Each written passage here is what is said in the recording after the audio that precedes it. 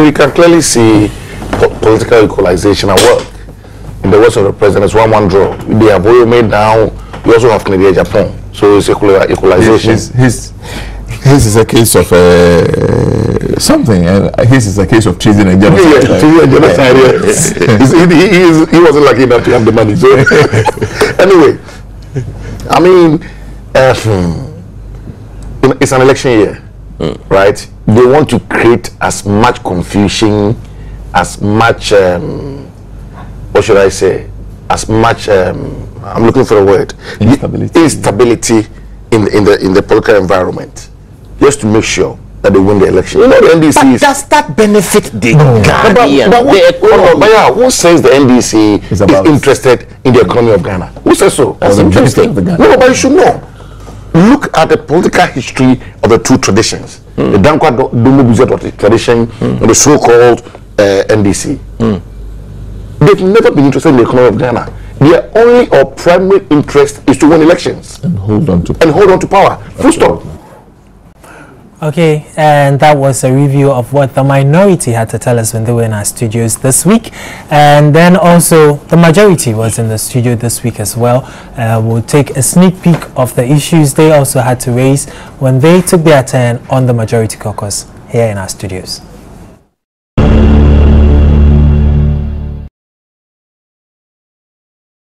These people are not mere people. I mean, I don't think they would accept their jobs if they thought this was just a child's play. It's because they believe that this was a just cause for the building of our society. And if you check the backgrounds of those people, some of those people have been the leaders of those people who actually championed the creation of some of the most wonderful things we have in both in research and in entrepreneurship and in academia. So it is quite wrong for people to think that somebody out there is about to take people for granted. This is a serious business. If you think of it this way, there's no society that can develop or redeem itself from the quagmire of poverty without the provision or the production of the requisite knowledge. Some people think, why do we have to get maybe just 10% of our oil and other things simply because somebody else is coming to do this for us? Imagine we have all these sort of people in our country. That what it means is that we can maximize the benefits of what God has endowed this country. Okay, so those were highlights of the week here on Caucus on Joy News Television. And as we do every Friday, we have the representatives of both the minority and majority join us in the studio for the discussion. So far this evening, I have with me Wanda Madilo, who is not new to the Joint Caucus set. Welcome back. Yeah, thank you. It's been a while. Yeah, it's really. But of course, this is where we belong, so we always come around. Okay, glad to have you. And we're hoping to be joined by Michael Lampong, who is the Greater Accra Regional Communications Director for the NPP. Hopefully he'll join us shortly so that we can have a full house today for our discussion. But let's jump straight into our first video from the Majority Caucus, and we're looking at how best we can address the violence or issues of violence that keep cropping up as far as this biometric registration exercise is concerned. Let's take that video and we'll be back to discuss it. Religious organization and civil society, well, you realize that they are quick to come out and condemn certain incidents.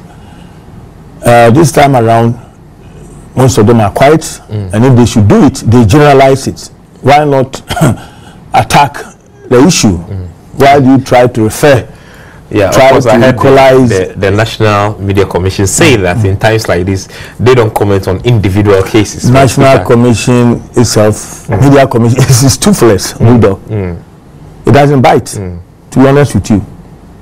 There are so many violence incidents that we expected that they comment. They don't do it. Likewise, the GJ, they are also very, very silent on so many issues. So you ask yourself why. Is it because it's the NDC? Or you think that it's not necessary for them to come out and condemn some of these incidents? We think it's not the best. Ghana is for all of us.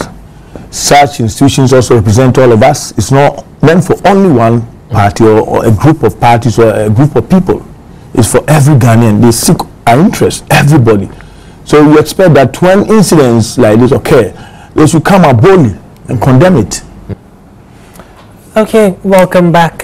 So we'll start our discussion. I'll start with Wanda, who I have in the studio with me already. Wanda, religious organizations, civil society, yes, they have a stake in the peace that we enjoy in this country, but they constitute a body we call the Peace Council. Yeah. And they have spoken already as to the issues of violence.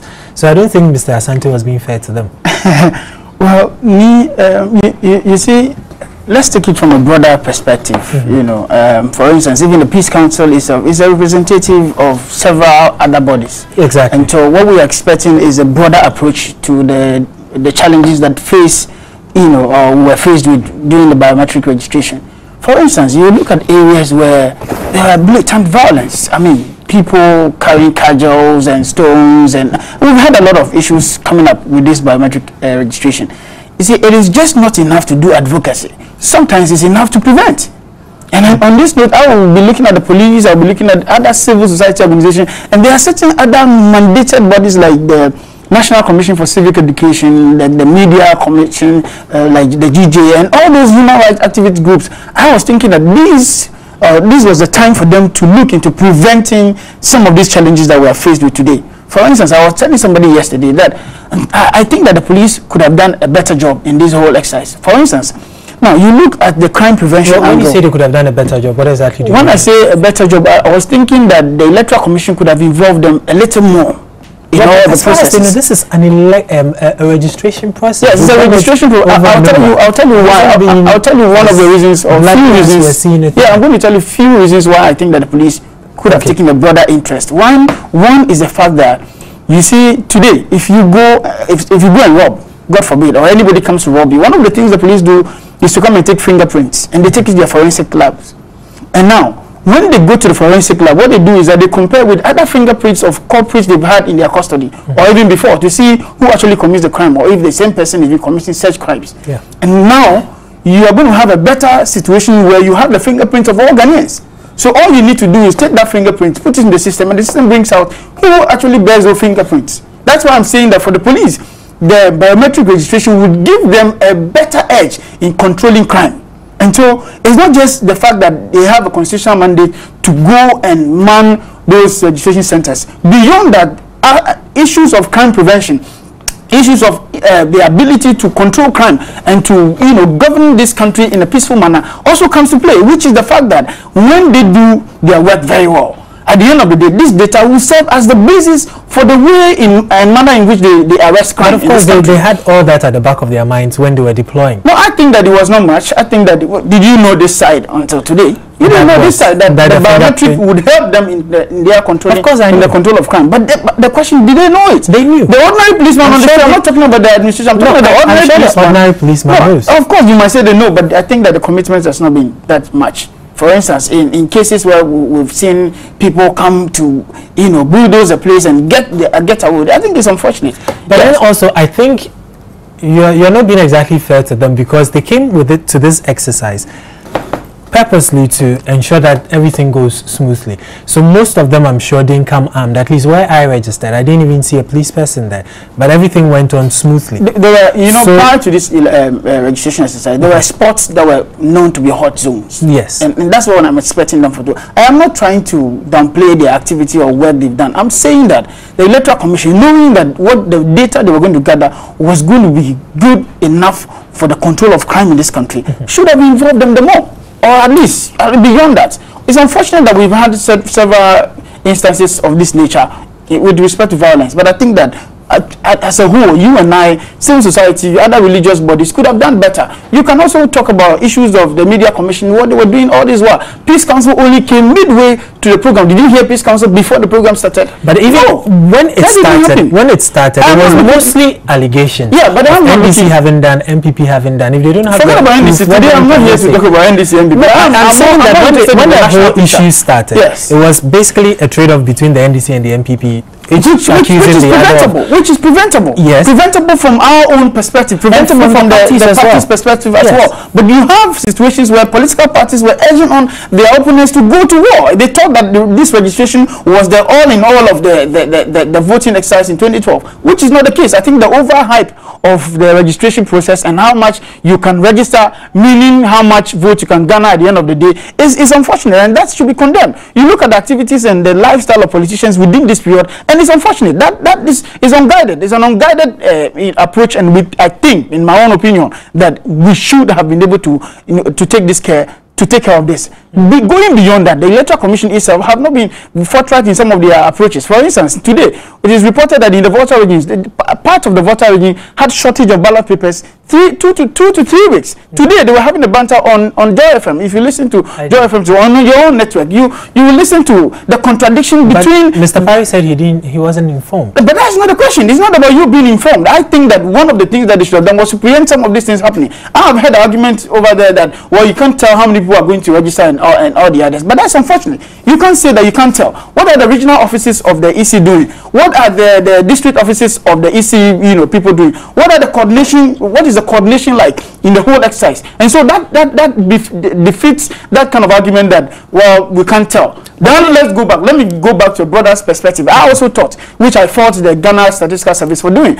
I think that the unavailability of data for this exercise by the Statistical Service, and I was very glad when the president fired the Statistical Service boss, is also partly the reason why we have some of these strategies. But they have given us provisional figures. Provisional figures is not enough. Provisional figures means that they are subject to change, either reduction or there could be an increase. And so you can't really work with provisional figures. It just gives you an idea of the issues. But we're talking about a national exercise. You're talking about a hoping sum of money being spent in this exercise. And so I thought that we would have taken it a bit more serious, especially from the Electoral Commission's angle. For instance, the shortage of these papers. Sorry to Burton, but from the Electoral Commission, couldn't it also be the case that the officers on the ground didn't send the information in time, and that's how come? So who do you blame? The officers are not my officers. They are the officers of the Electoral Commission. That's what I'm saying. And so they are supposed to be blamed for these exercises. For instance, don't you know that the shortage of ballot paper for a day can trigger violence?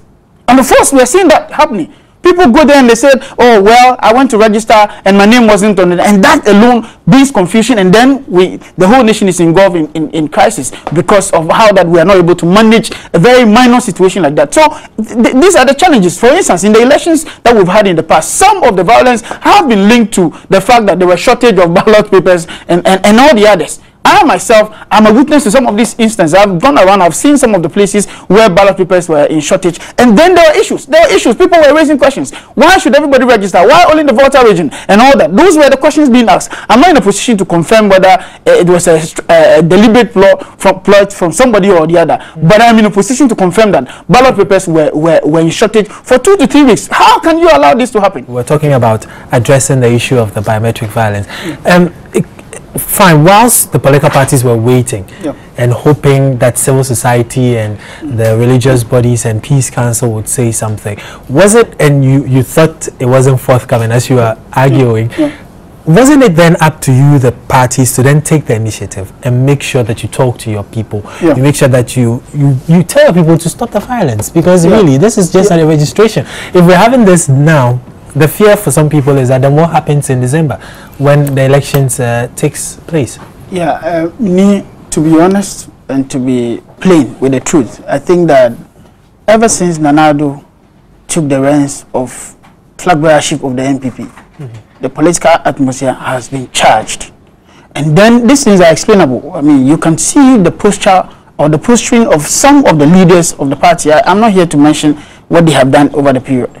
But for instance, if we are going to biometric election, registration, and comments you hear are like, it's an all die be die game.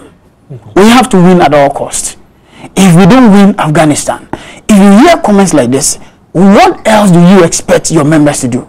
For instance, since this violence broke out, since all these things have been happening, you hear very little from the political leaders. When one political party presidential candidate is saying, hold on, we don't need to fight, I don't want to inherit blood-stained seats as president and all that. Others are just going over the place, telling them to take cudgels, telling them to take stones, telling them to take this and do what they can do. You see, those comments, we may not see the effect of them today, but what we are seeing right now is not good for our image. For instance, there's a US think tank that thinks that there's going to be violence in our elections. And all this because of the picture we have painted. Yes, because of the posturing of political parties. And that has always been the case. For the MPP, I think that is unfortunate. Today, I'm being a bit mild on them, but I think it's unfortunate. I think it's about time they call their people to order. Of course, you can fault the NDC also in some instances. But truth be told, between you and I mean, you and I as ordinary Ghanaian citizens, you will observe that their posturing has not been good. It does not help the peace of this country. And I think that we're in this situation because of their words, the kind of things they say, and they don't have any remorse. They cannot even say sorry for what they have said for the period. Then they will say all these things every now and then. Give them the next opportunity. They will go on and say something else that is worse. If they've so said comments and posturings, I'm coming. Comments and posturings have brought us to this level. Then also you have situations where people also, without any political maneuverings and push, they do certain things that are unfortunate. For instance, the case of somebody who registered 15 times and 20 times and all that is unfortunate. And I think that our law enforcement bodies should be up and doing on these instances. I'm glad you touched on that. Sorry to cut in, but with that one, for instance, yeah, couldn't it also be the case that instead of your agents or the party agents on the ground focusing on their work, if I can put it that way, they're rather busy looking at other things and engaging in petty fights here? Well, I don't know of ours. I mean, I have not heard of any of our polling agents who have. Well, you may not have heard of them directly, but no, our eyes are fixed on what is happening. For instance, if you have elections in the past in 2008, where some polling stations recorded 139%, 115% attendance or turnout. You think that we are not watchful of that? We are watchful because we know what happened in 2004, 2000, and then 2008, and how that people try to rig the elections and all that. And the rigging process starts from the registration. If you can get a lot of people, inflated, you can get the ballot.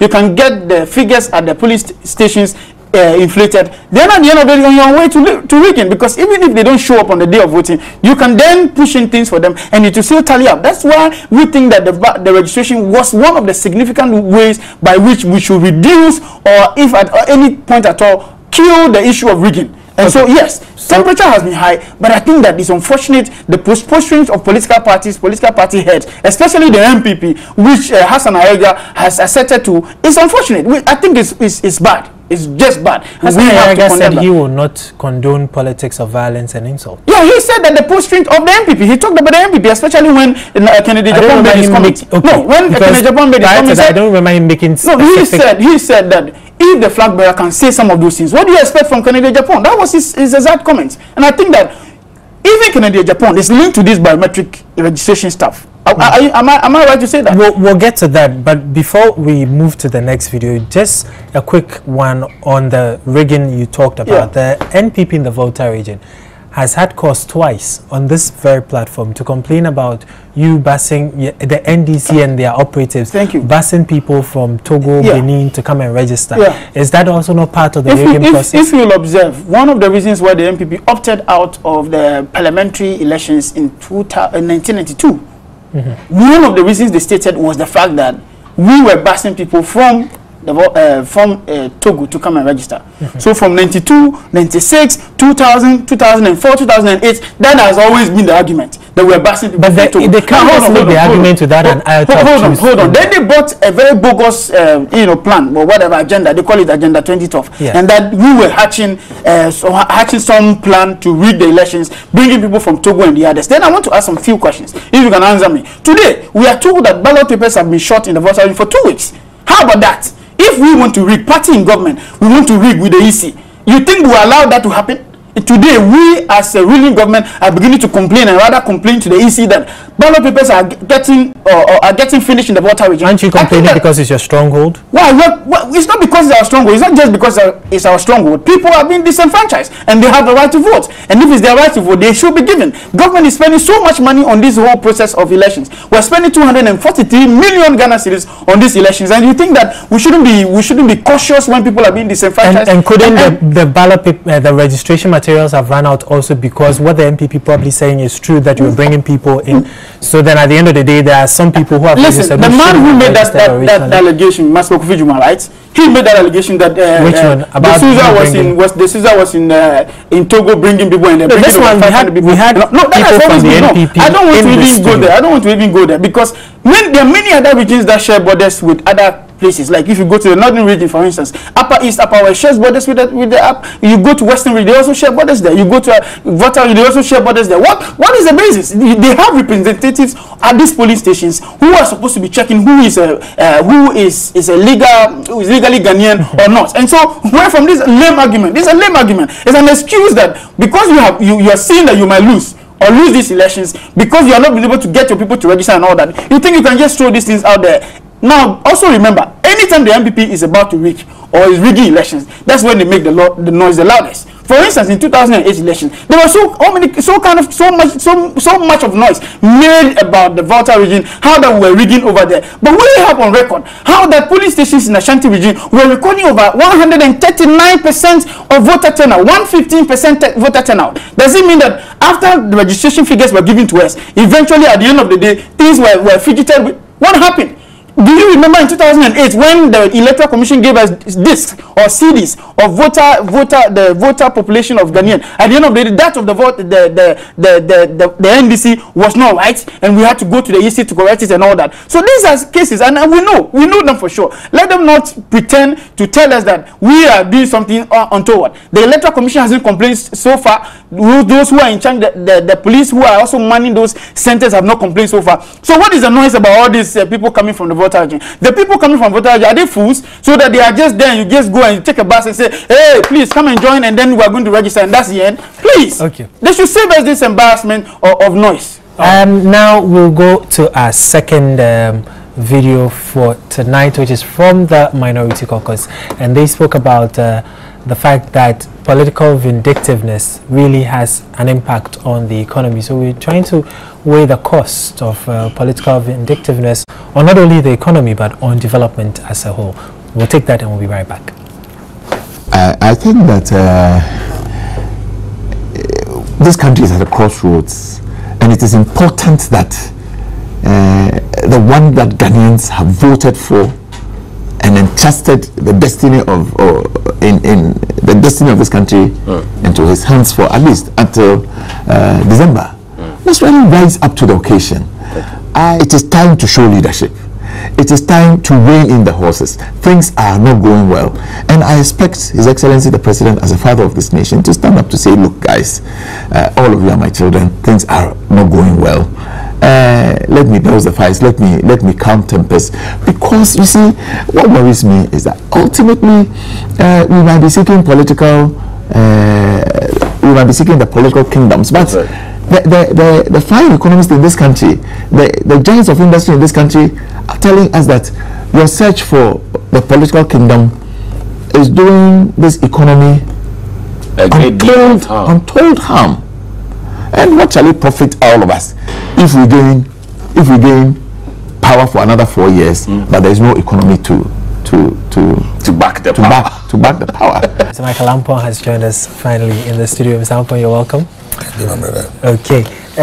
We were moving on to our next topic. So let me start with let me take Wanda's initial comments while you catch your breath. Then I'll come to you. Wanda, Mr. Jaku raised a few interesting and important comments about the fact that should our quest, or the quest of political parties in seeking the political kingdom, be at the expense of the economy, because with all these noise going on about and all the violence we're hearing about from the registration exercise and all that, it definitely isn't painting a good picture of the country to the outside world. So should the quest of political parties be placed high above, and should it be a premium more than that of the everyday living of the average Ghanaian? I think the answer is obvious.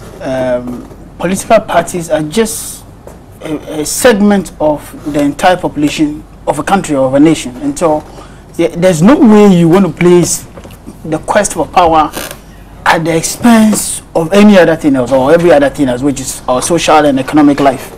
And so for me, I think it will not be proper for us to do that kind of an experiment with our economic life or whatever. Now, it's been proven over time that money doesn't like noise.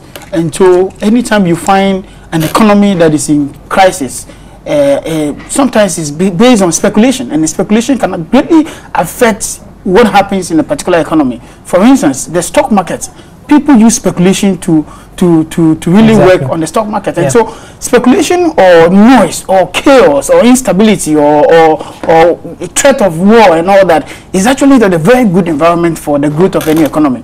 And that's why you see countries like Nigeria, like Rwanda, like Uganda, like many of those countries that are struggling today because of the effect of war is actually as a result of instability.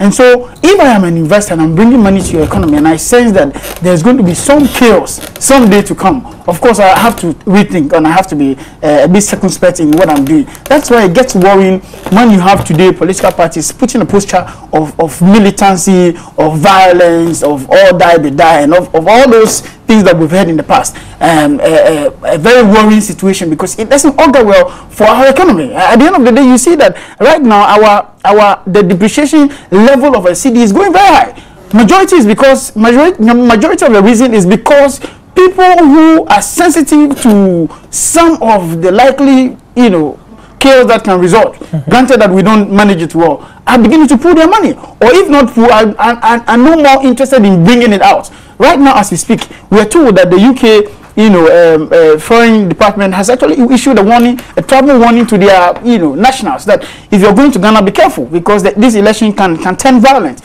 Why is that happening? It's happening because political leaders, especially the opposition, have decided to go on all out and make it look as if it's an all-die game, an all-die game, or it's a threat of violence. We have to win at all costs. Of course, there's nothing wrong to charge your people along such lines, but when you're doing it, be careful and be conscious of the lives of the many who are out there who really don't even have a political party. Okay. The MPP or the NDC is only made up of a total of about 7 million people, and so you should be worried when you have such situations coming up. I think that is unfortunate. Every right-thinking Ghanaian, every nationalist, every patriotic Ghanaian must condemn some of these happenings within our country. Let me bring Michael into the discussion. Michael, with the developments in the country over the past 2 months, isn't it obvious that already our international image is already tainted? Coupled with the fact that there's even now a group, the Ghana Coalition for the International Criminal Court, having petitioned the ICC over Honorable Kenny Japon's issue. Well, let me say good evening to your wonderful viewers, and I want to say sorry for being here late. I've lost my big brother. Our condolences. Yeah. Well, it is very interesting listening to my brother and other commentators who are very concerned about the current trend of developments in the country, especially the fact that Ghana has been perceived to be an island in a sub-region noted for conflicts and civil strife. Yeah. But you see, let's say that this is not the first time we are embarking on electoral processes such as registration. And I am very I'm not very surprised when the founder of the NDC himself expressed similar concerns about registration and the attendant conflicts. What concerns in particular did he express that you are sharing? He according to reports from the media, he had expressed worry that how can a mere registration exercise turn violent, because it has never occurred in this country. And besides, people register for so many reasons beyond voting. There are many people who are going for registration card because it's one of the most credible identity card, which you can use for many other things. I've heard a lot of my friends tell me that. And so when I hear my brother talks about the fact that because the opposition talks about all die be die, and that is where I have a problem. You have two personalities, two political personalities. One claims he is Asumvihine, okay, and one is said to have said all die be die, being distorted and being misrepresented. When you say one is said to have said, are you then saying that Nana didn't say? Nana has said. Now I'm talking about, you see, the twist given to the all die be die concept. Okay. Because my understanding and my knowledge of the all die be die is resistance against people who have the intention to come disrupt an election, take ballot boxes away. The all die be die clarion call is not to tell MPP activists to go out there with cutlasses and machetes, okay, as it happened, what, you know, the radio, okay. And then in the case of our president, Professor Mills, he started to be a man of God or an Asmundini. He has not gone on platform to say he is calling for, you know, a war on the part of his people. But most of the violence we have are being perpetrated by the NDC. Okay, for example, with the radio, you have them on footage where you can openly see party activists, okay, which includes sitting assembly member. When you go to the radio, the assembly member for the English electoral area, okay, he is part of the who has the footage? Have you submitted it to the police? No, I mean, why? I don't have it here. But in most of the newspapers, Daily Guide and notes, he is the assembly member for English, you know, the radio, okay, openly involved with the tax, who are carrying machete, cutlasses, and all other, you know, offensive weapons, moving to stores, attacking traders and all those things, and then looting them. So my question then is, what has all these done to our international image, or our image abroad? No, I would have wished to land here. We have said all that we die, but no MPP person or group of persons have gone onto the street, open street on the street, carrying machetes. Okay, so the argument of the opposition doesn't come in at all. Beyond that, let me say something. Look, already before even this related violence to deregistration, the economic indicators, which are the major factors that investors, both those in Ghana and those outside and those who are already in business, will be looking at, are not favorable. Though the government has been touting single-digit inflation, but the fact still remains that the exchange rate is very bad. The cedi is fast depreciating, which is a very huge disincentive to investment. Then also the fact that even the banks, the local banks, you know, the interest rate for loans are still very high.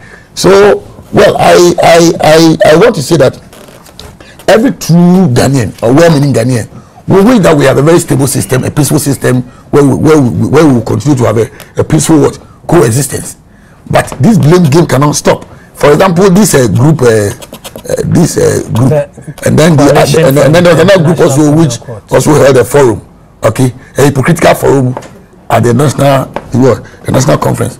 Is it a forum for governance and justice? Yes, okay. Why do you say the forum was hypocritical? Even on that platform, the kind of tantrums by people like Kwesi Pratt, okay, these are not people that you can take them to be people who are credible, okay, people who are sincerely and genuinely pushing for peace in Ghana, okay, and they go there to make all sorts of statements. But as a matter of fact, we even know that this Ken's statement is a statement that, you know, our party in a way has condemned some aspect of the statement. However, why do you condemn some aspects and not the entire statement? No, you can't condemn the entire statement because it was not made out of vacuum. Okay, there were remote causes.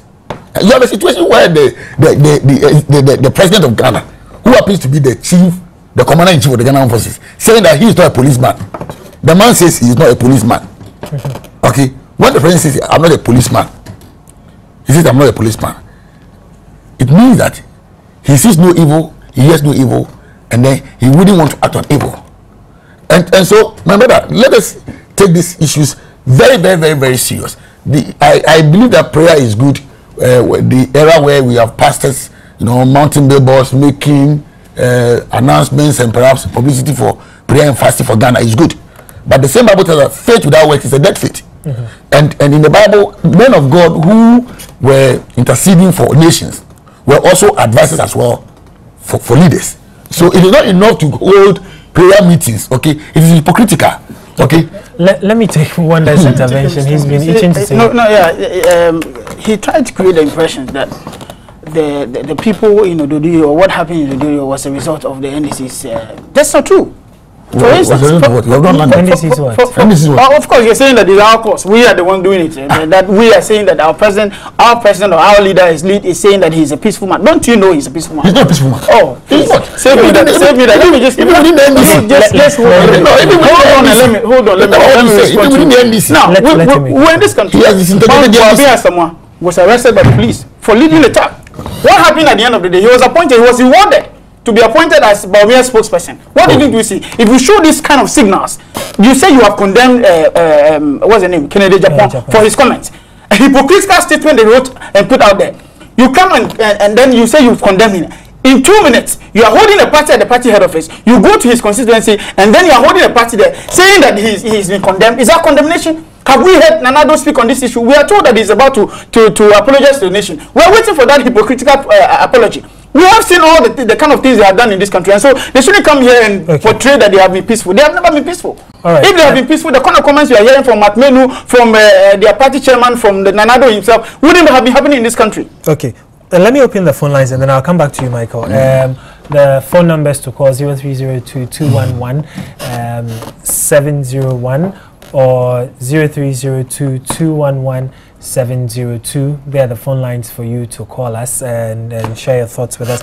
But with this petition to the ICC, initially it was rubbished, but then Joy FM did get in touch with the ICC, and their press officer has indeed confirmed that they have received this petition from this group. And I've heard some lawyers also make the comments that once it is already in the court of competent jurisdiction in this country, the ICC has no locus, as they put it in their legal terms, to sit on the matter as it is now. Do we foresee the ICC ever taking this up when the issue is finished here in Ghana, and what implications would that have for the country? Well, before that, for both of you, but you can start. Before that, let me put on record: the NPP has never condemned Kennedy Yapon. We condemn aspect of his statements. Yeah. Okay. No, please, I'm coming here. Okay. We condemn aspect of his statements, which we feel was a bit on the extreme.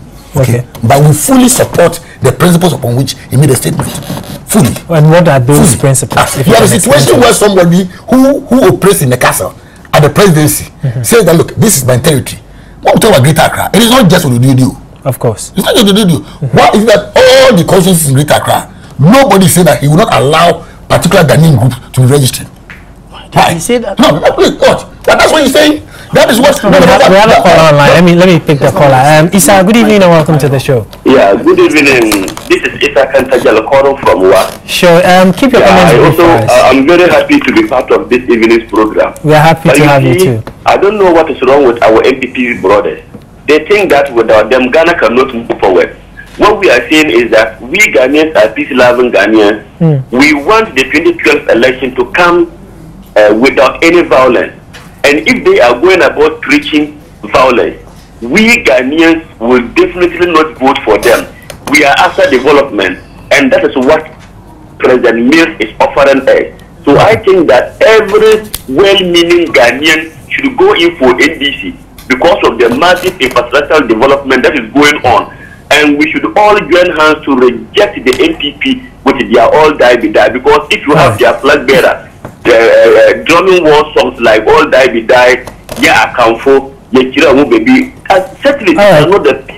Thank you very much, Isa. Emmanuel from Takoradi, you are next. Hello, good evening, Emmanuel. Yeah, good evening. Yes, I'm good. How are you too? Okay, I'm good. Keep your comments brief for us.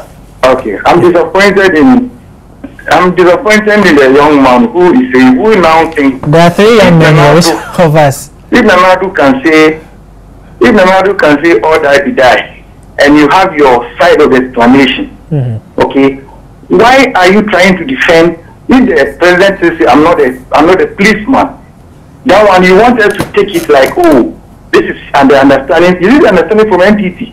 Because if you have made a statement all die be die, and you want to say this is what he meant by saying that, then if the president should also say I'm not a policeman.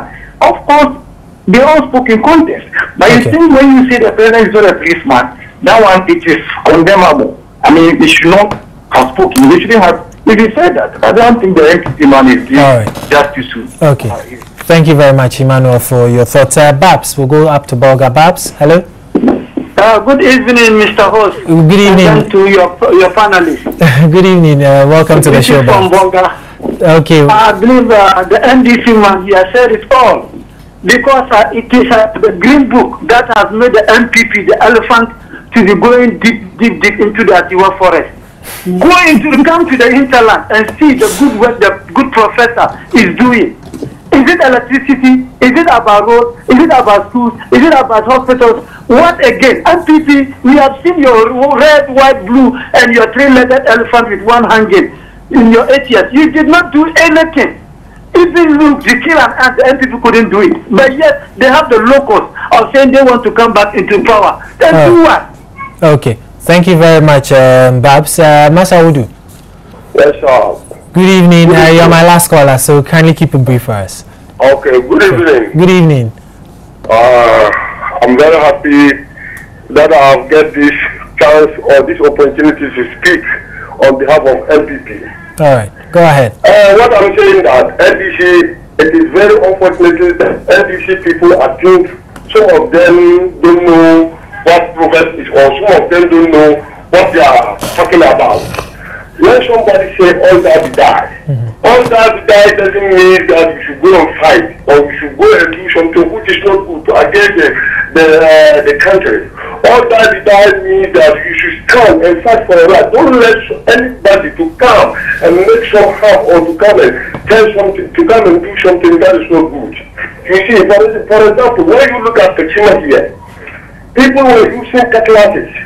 People were using cutlasses. NDC people were using cutlasses according to them, or according to media. Through the MCA who buy the cutlasses for them, and they are cutlass people through police stations.